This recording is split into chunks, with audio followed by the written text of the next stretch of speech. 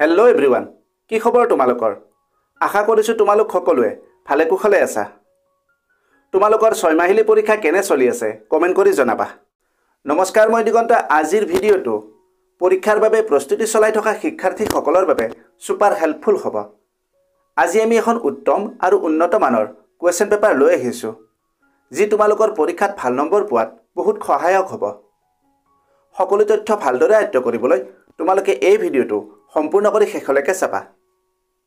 ভিডিঅ'টো যদি তথ্য সমৃদ্ধ হয় আৰু ইয়াৰ দ্বাৰা উপকৃত হ'লে লাইক আৰু শ্বেয়াৰ কৰিবা। চেনেলটো যদি ছাবস্ক্ৰাইব কৰা নাই, দৰকাৰী আৰু তথ্য সমৃদ্ধ ভিডিঅ'ৰ নটিফিকেশ্যন পাবলৈ চেনেলটো ছাবস্ক্ৰাইব কৰি লোৱা। তোমালোকে ভিডিঅ' স্ক্ৰীণত এখন কুৱেশ্যন পেপাৰ দেখিবলৈ পাই আছা। পৰীক্ষাৰ বাবে প্ৰস্তুতি কৰোঁতে প্ৰশ্নকাকত অনুশীলনক এক উত্তম প্ৰস্তুতি কৌশল বুলি গণ্য কৰা হয়। কুৱেশ্যন পেপাৰ প্ৰেক্টিছ কৰাৰ লাভ বহুত। পৰীক্ষাত অহা প্ৰশ্নৰ আৰ্হিৰ সৈতে চিনাক্ত কৰে, পৰীক্ষাৰ ফৰ্মেটৰ সৈতে পৰিচিত কৰে, জ্ঞানৰ ব্যৱধান চিনাক্ত কৰে, উত্তৰ লিখনি কৌশল উন্নত কৰে, সময় ব্যৱস্থাপনা উন্নত কৰে, আত্মবিশ্বাস বৃদ্ধি কৰে। ইয়াৰ উপৰিও আৰু বহুতো লাভালাভ আছে।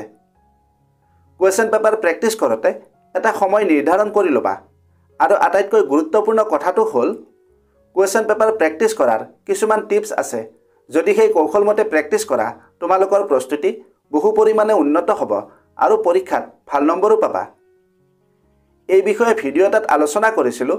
ভিডিঅ'ৰ লিংক ডেছক্ৰিপশ্যনত আছে, তোমালোকে ভিডিঅ'টো চাই ল'বা। আৰু যদি এই পেপাৰখনৰ PDF লাগে কমেণ্ট কৰিবা।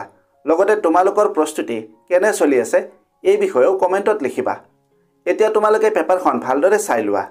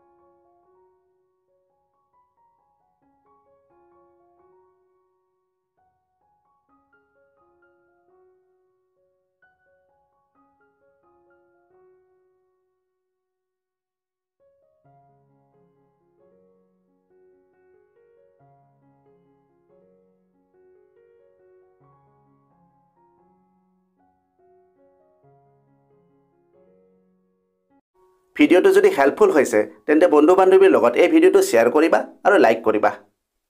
আজিলৈ ইমানতে এৰিলোঁ। অতি সোনকালে আন এটা আকৰ্ষণীয় বিষয়ৰ সৈতে পুনৰ লগ পাম। ধন্যবাদ।